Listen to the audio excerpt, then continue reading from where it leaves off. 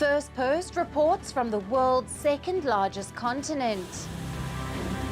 Hello, I'm Alyson Grange. A very warm welcome from Durban, South Africa. We get you the news and the newsmakers from Africa. South Africa goes to the polls on the 29th of May. I will track the election and bring you ground reports. Is it the end of the road for the African National Congress? And will former President Jacob Zuma stage a dramatic comeback? From elections to climate change to innovations and opportunities. As the world's attention shifts, we report from Africa, the heart of the global South. Join me every weekday live on Firstpost.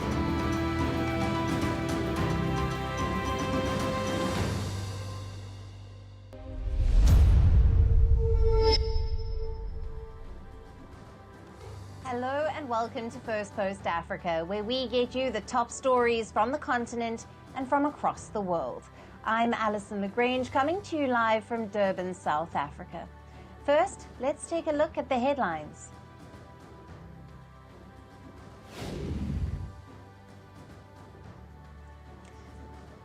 At least 40 killed and dozens injured as Israel launches airstrikes at Rafah, a city housing millions of displaced Palestinians. Israel says its forces struck a Hamas compound.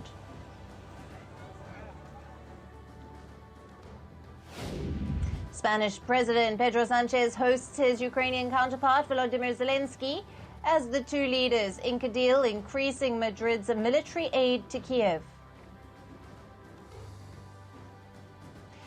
China, Japan and South Korea reaffirm their goal of denuclearized Korean peninsula during a rare trilateral summit in Seoul, at which they also agreed to deepen ties. The exiled politicians of Mali create a rival government abroad, defying the Junta rule and intensifying the power struggle in the African nation. At least 670 people killed and more than 2,000 feared buried in a landslide in Papua New Guinea's Enga province. Government pleads for international help in rescue efforts.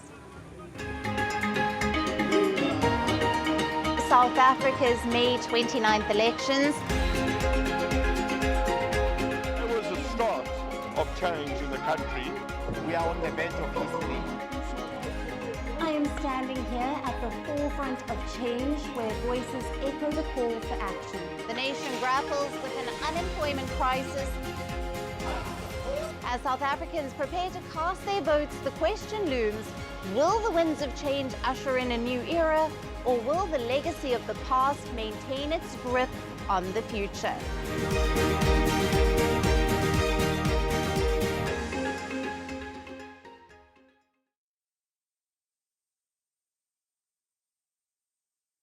Hello and welcome. Let's take a look at our top story. South African election is just a day away. And here on Firstpost, we bring you continuous coverage of this historic election, where South Africa could witness the biggest political shift since the end of apartheid in 1994. Early voting has begun in South Africa's election. Those who must work on polling day or have special needs were given a chance to cast their ballot. Around 1.6 million out of the 27 million electorate were allowed to vote early. Now, over the weekend, all parties went full throttle as election campaigning came to a close. They bussed supporters to fill out huge stadium rallies, handed out snacks, drinks and T-shirts to encourage high turnout, cameras. President Cyril Ramaphosa held his last giant rally before the election at the FNB Stadium in Soweto. With a packed crowd of 83,000 ANC supporters, the rally, called Siyankova, meaning to conquer, was supposed to be a massive show of strength.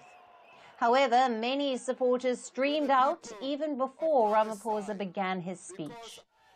The 2024 election has left ANC leaders more nervous than ever before. Opinion polls say the party will lose its majority for the first time since Nelson Mandela led it to victory in 1994. But President Ramaphosa declared that the party was poised for a decisive victory. Ramaphosa also vowed to do more on issues including jobs, high cost of living and state welfare.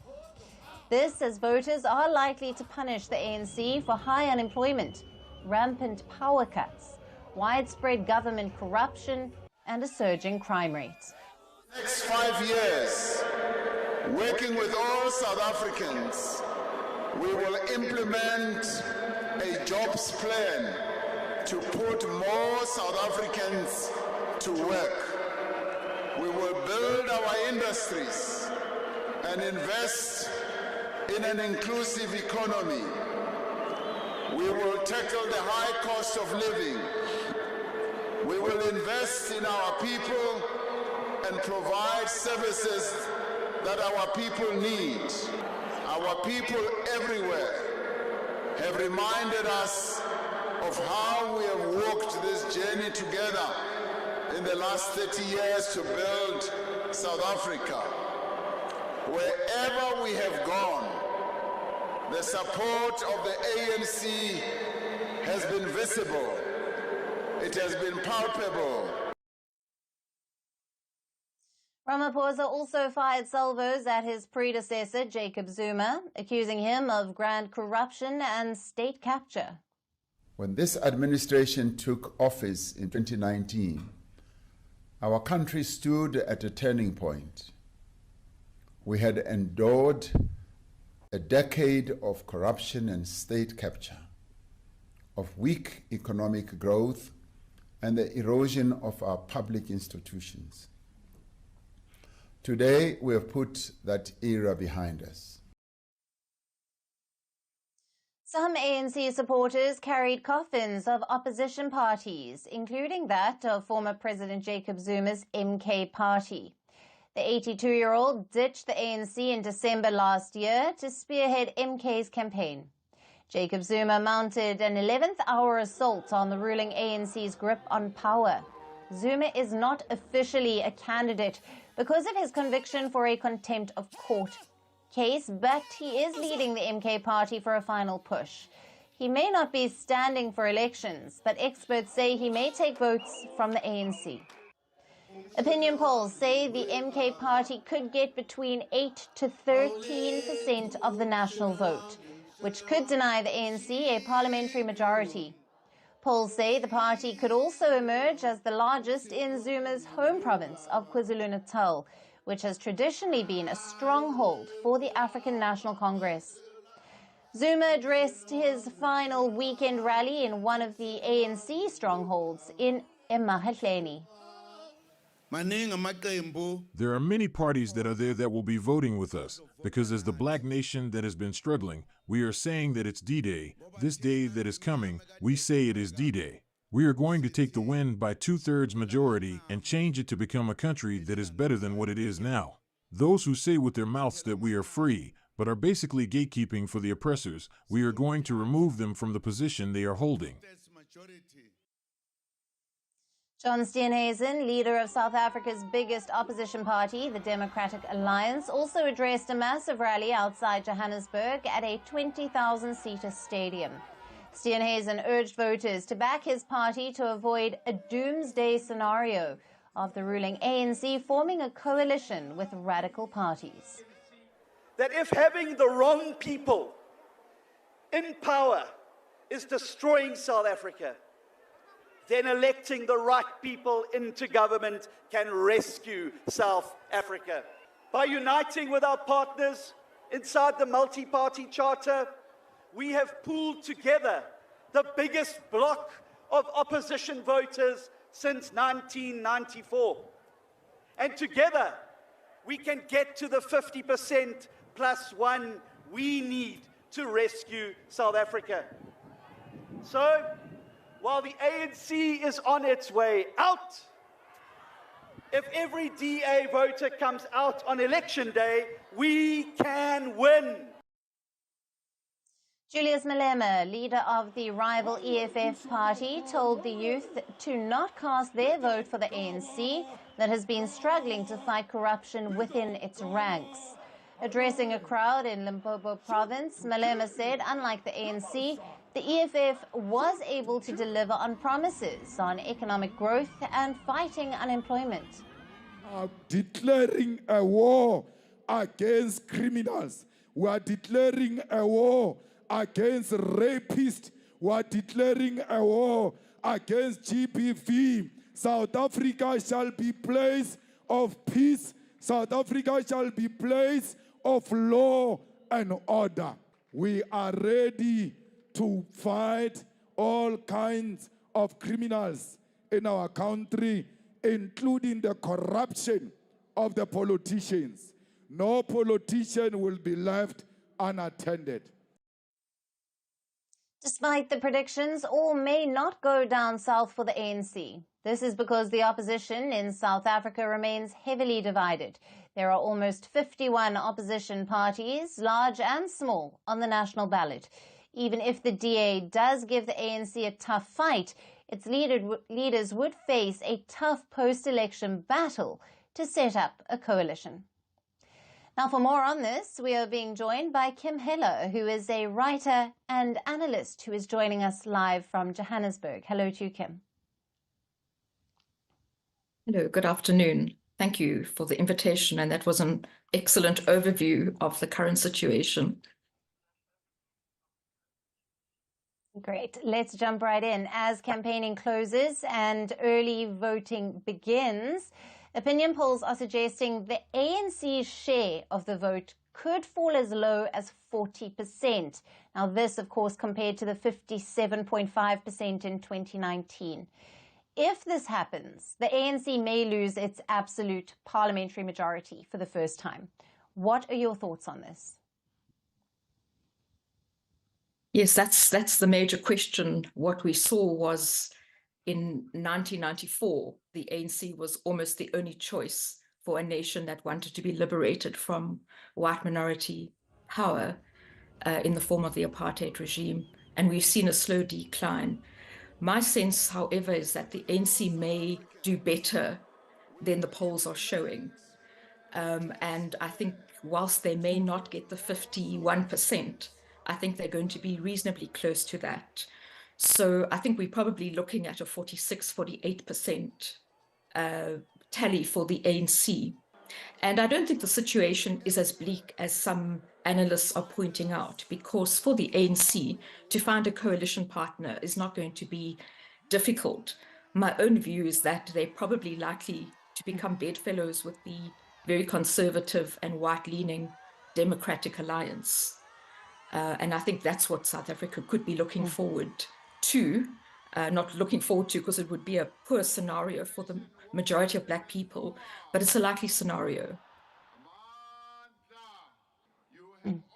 Right, and Kim, approximately 1.6 million out of the 27.6 million strong electorate were allowed to participate in early voting. What is the significance of early voting in the South African general election?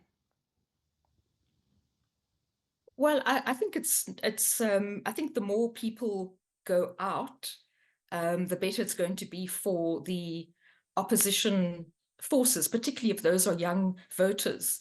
We seem to have a commitment this year, which differs from previous elections, where the youth have been ignited to go and vote, and to vote for younger parties like the EFF. I think for the MK to a certain extent. And I think there's more on offer for young voters who are increasingly despondent, and most of them are sitting in the most chronic situation of unemployment. So if we get the young voters out, and the early voters have been younger voters, I think that's quite a positive trend. And how does South Africa's implementation of early voting compare with other countries around the world? Well, I think the one thing that has to be said for the South African system, electoral system, and the governance around it, is that it's really world class. So I think we've got observers, we've got measures in place to ensure that the election is fair and free. To date, South Africa's got a very good reputation in that. So I think we're doing things as per best practice. I haven't seen anything that would not reassure me that that is happening at this stage anyway. Yeah, absolutely. Absolutely. Kim, thank you very much for being with us on Firstpost Africa and for your valued insights there. Thank you so much.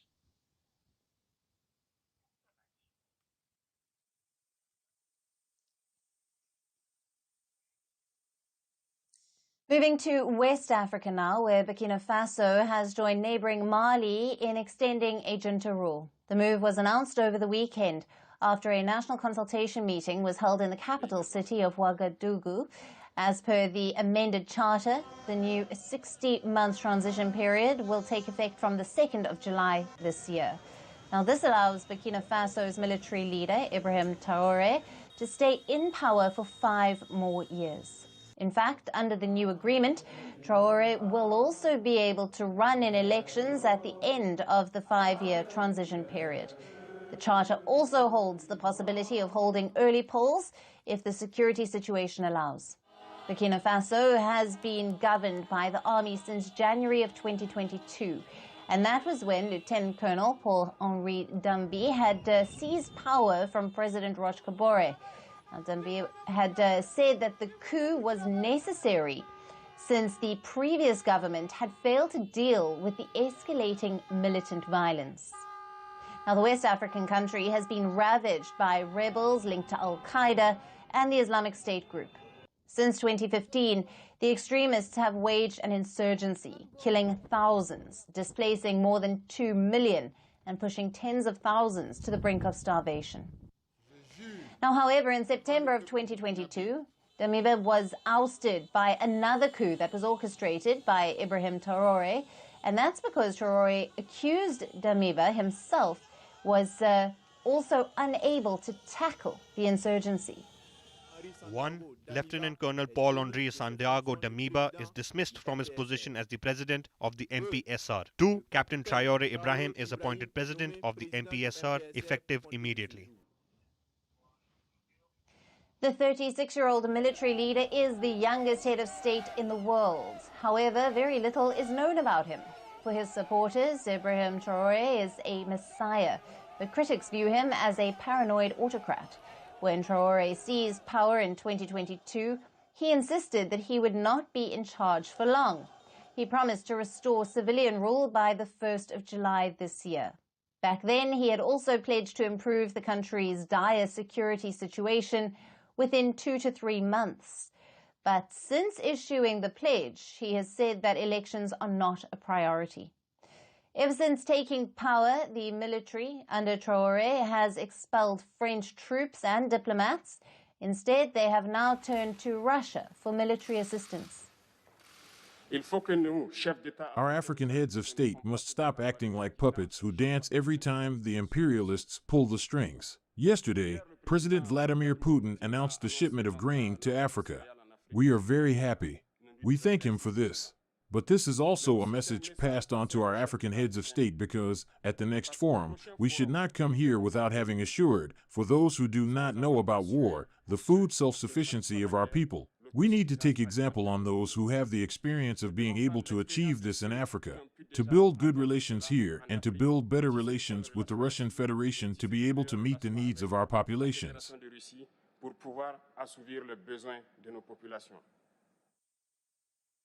At the end of September 2023, Traore was on the brink of being overthrown. That was just before the first anniversary of his own seizure of power. An attempted coup was foiled at the last minute, and in the days that followed, Traore took drastic measures. Security was stepped up, armored vehicles were deployed, and traffic was banned at night. Now, the new charter extends Traore's power even further. The national consultations happened swiftly over the weekend. It was attended by civil society, security forces, and transitional lawmakers. However, most political parties did not participate. This comes as violence from extremist groups continues to soar. Meanwhile, human rights groups have accused Burkina Faso's junta leaders of abuses against civilians. And now a further extension of the junta rule raises concerns over the democratic backsliding in West and Central Africa.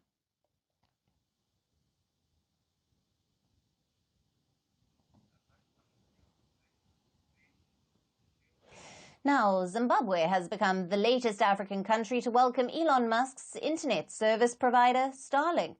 The southern African country has officially granted an operating license to Starlink. Zimbabwe's President Emmerson Mnangagwa announced this development over the weekend.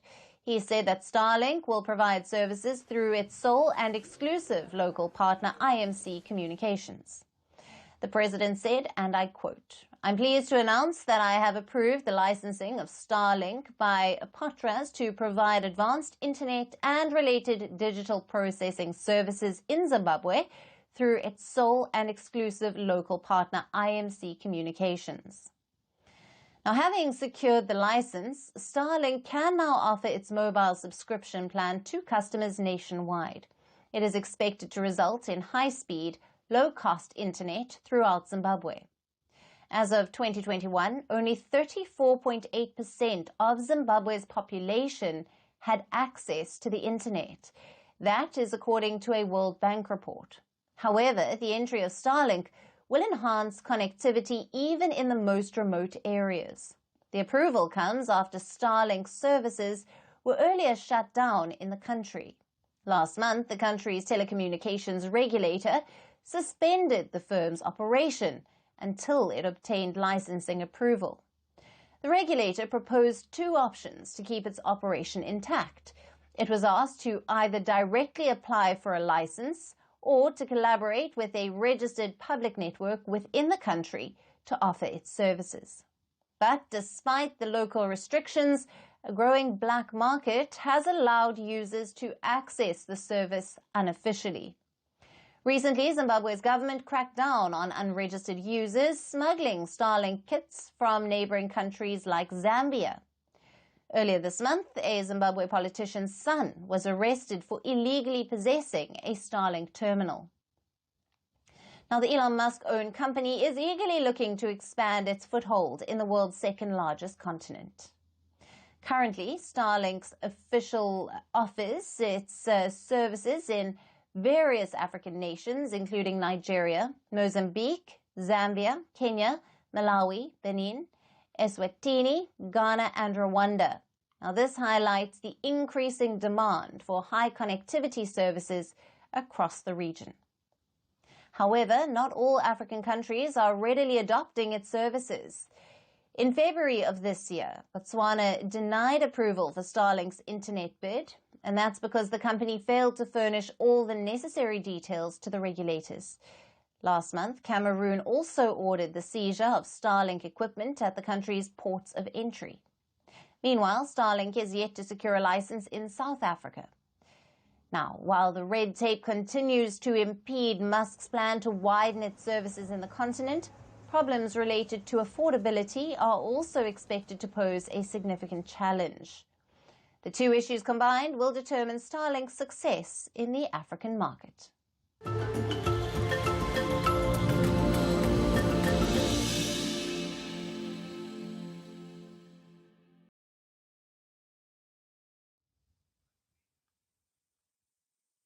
And finally, to our special segment, Resurgent Africa. Amid stories of coups and crises, we get you tales of hope and positivity that often get overlooked, but not on this show. In a world where the effects of climate change are felt in every corner, the fight for a sustainable future has many heroes. Countless young activists are working tirelessly under the radar. Among them is an inspiring 18-year-old from Zambia, Bridget Chanda. Now, she lost both her legs at the age of 7, but now she is on a mission to teach climate change to specially abled students in sign language. Here's our report. When discussing young climate activists, Greta Thunberg's name stands out prominently. Her efforts in addressing the climate crisis have made her a global icon. Yet, different parts of the world have their own climate champions who are not as widely recognized as Thunberg. Meet Zambia's Bridget Chanda. She's an 18-year-old amputee dedicated to spreading climate change awareness. After developing gangrene at the age of 7, her legs were amputated. But that's no obstacle in her mission to spread awareness about climate change. Bridget uses sign language to educate deaf students at her school about the climate crisis facing all of us. Bridget joined this school, which has many special needs students, in 2022. This was after she experienced stigma and bullying at her previous school. Here, she found a more inclusive environment. At first, she learned sign language to communicate effectively with her peers. But this has also helped her in spreading awareness about climate change to her schoolmates. This has also coincided with the growing focus on climate change in Zambia. When I came, it was challenging for me, yes, quite all right, because by then I never knew sign language, so it was very difficult for me to communicate with them. But as time goes on, I discovered I just have to know sign language so that I can be helping them in one or two things. Zambia has been hit hard by climate change, with extreme weather causing significant disruption. It has faced droughts that have cracked the land and heavy rains that have disrupted many lives. In response, the Zambian government mandated climate change education in schools. Since sign language is not officially recognized in Zambia, advocates like Chanda provide crucial support for students with special needs. 18-year-old Bridget has worked as an interpreter in various schools and communities. She translates climate-smart techniques into sign language while experts speak aloud. These sessions cover a range of topics, from drip irrigation to empowering women in farming. Bridget tries her best to ensure that she conveys the message to the students effectively. But sometimes it's a challenge to teach new concepts. She says it's extremely difficult to explain certain words in sign language, like, for example, mulching, which means to add organic material to the soil to help retain moisture. But Bridget is not one to give up. She has found hacks to get her message across, like spelling out the words. Let's say, for instance, there are some words that I don't usually manage, like signing them. But if I don't know, I just spell them, because they know they are here to learn. So if I spell the same thing, they'll understand. So there are some words that I do just signing, but there are other ways that are difficult that I can't manage signing them. So if I can't manage, I just spell for them, then they'll know what I'm talking about. Bridget aspires to join an agricultural guidance program after completing her education. Her efforts highlight the importance of inclusivity and the need for diverse approaches to address global hot-button issues. 18-year-old Bridget is a fine example of how we shouldn't let obstacles in life deter us from what we want to achieve. Because where there's a will, there's a way. And that's it on the show for today. We will see you again tomorrow at the same time. Thank you for watching and goodbye. South Africa's May 29th elections. There was a start of change in the country. We are on the verge of history. I am standing here at the forefront of change, where voices echo the call for action. The nation grapples with an unemployment crisis. As South Africans prepare to cast their votes, the question looms: will the winds of change usher in a new era, or will the legacy of the past maintain its grip on the future?